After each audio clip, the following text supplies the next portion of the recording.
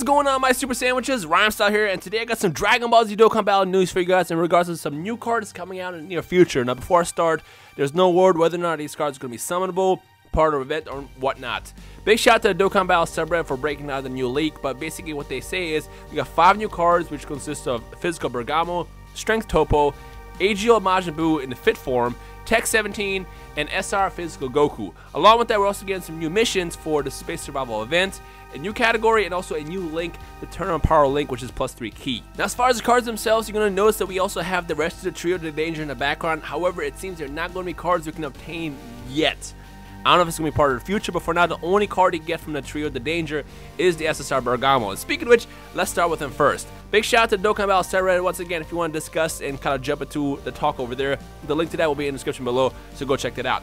SSR Bergamo, leader skill extreme key +2, HP attack and defense +30. The super attack causes supreme damage and defense +30% for 6 turns. Now, Bergamo is definitely more of a gimmick because he has the Great Ape transformation, or I guess a Great Ape style transformation, by being able to turn to his giant form, as you can see in the background art. He also has the same passive as Super 17 and LR Goku Black, where every time he gets attacked, he gets an attack boost, and that maxes out at 120% with 20% every single time. That means he has to get attacked 5 times before he can benefit off the 120% boost. Also, when his HP is under 80%, he has like a 30% chance to transform into a giant, which lasts, I assume, like a turn or two, similar to the Great Apes, and basically you're invincible and you do more damage. As far as his links, he has Brainiacs, Brutality, Coward, Infighter, Transform, and Tournament Power, which is the newest link added with this update. Now, again, I don't know whether or not these cards are going to get summoned or they're going to be part of drops. I assume it's going to be summonable. Probably one of those filler banners in between, I guess, now and Frieza. Frieza's coming out later, and I assume because he is the same Frieza from the Tournament Power, he's going to have some kind of category lead that's based on Tournament Power cards. But again, it's up in the air because I don't really know yet. But I can't tell if this is going to be all included in the Frieza banner, or it's going to be like one of those separate banners that we saw similar to Kale and Caulifla, where you get like a guaranteed SSR for multi-summon and whatnot. Basically, it's a filler banner, is how we like to call it. But these cards are kind of cool, so it's like, maybe do it like once.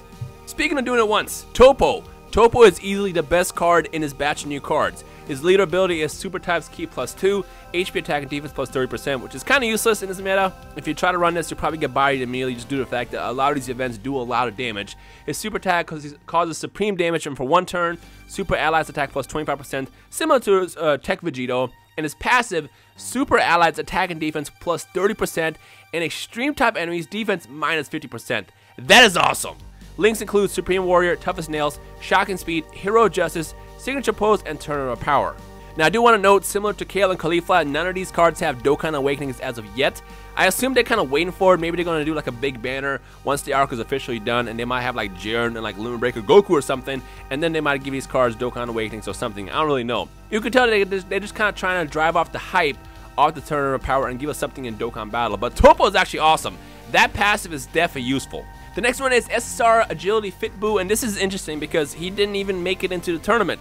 As you guys know, he fell asleep. Despite them giving him a new form, he fell asleep, and that's about it. So that makes me just believe that he was literally just set up there for merchandise and, like, I guess, for them to make money down the line, which I guess now makes sense because he is in Dokkan Battle. His lead ability is when HP is above 30%, Agility type key +3, attack and defense 50%. So once again, very useless. You would never run him as a leader. His passive causes supreme damage and may stun. So he's kind of whatever. His passive also, oh, that's a super attack by the way. His passive is +80% for attack, and for 7 turns, he also gets an additional attack and defense boost for 40%. So that's kind of useful, but at the same time, it's kind of like, there's better options to run an agility team. His links include Innocent, Brainiacs, Shocking Speed, Revival, Majin, and Infinite Regeneration.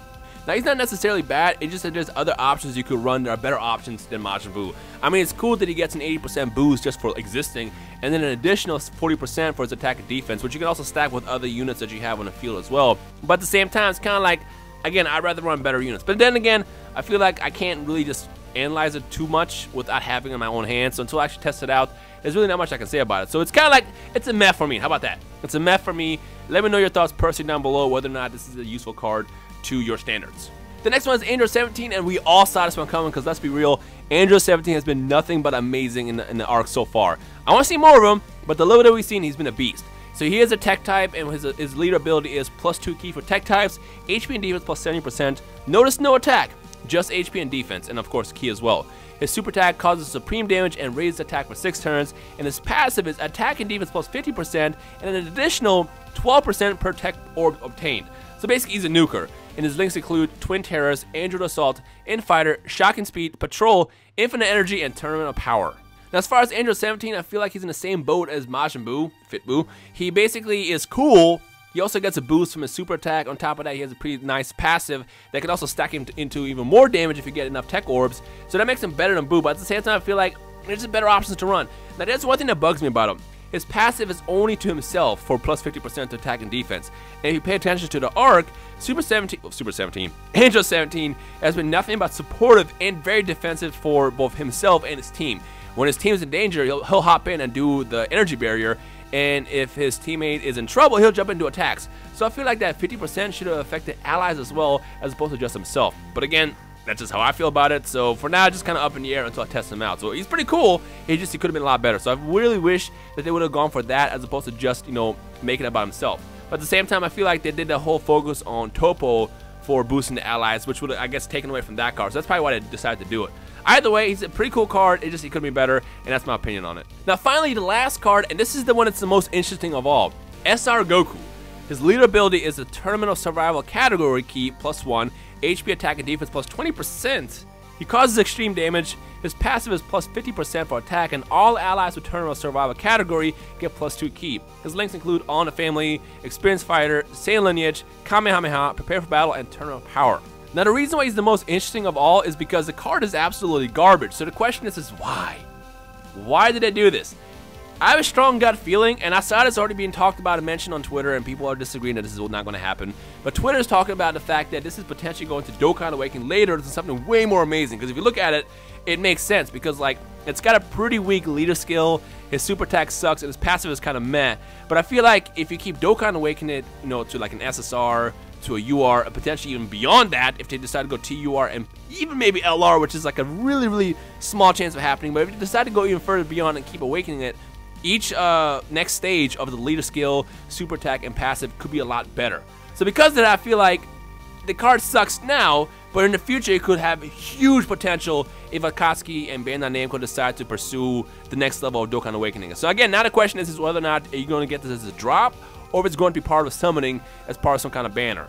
Now the way I see it, this could potentially be like a free LR in the future, where you have to get like a bunch of medals or something wild to get it awakened, in which case, then it makes sense that this could be a future LR feature, maybe like Limit Breaker Goku, or whatever the name becomes for that transformation. But like, it's up in the air right now. Like, there's a lot of potential for it. It bothers me that this card exists right now, because like, it's so useless compared to everything else. And granted, I know it's an SR, it's not supposed to be super magical and stuff, but like, why release it in the first place? So what do you guys think? Do you think this SR Goku is going to become something bigger and better in the future, like an LR maybe, or just a regular TUR or something? What do you think is going to happen? Let me know your thoughts in the comment section below, and we'll take it from there.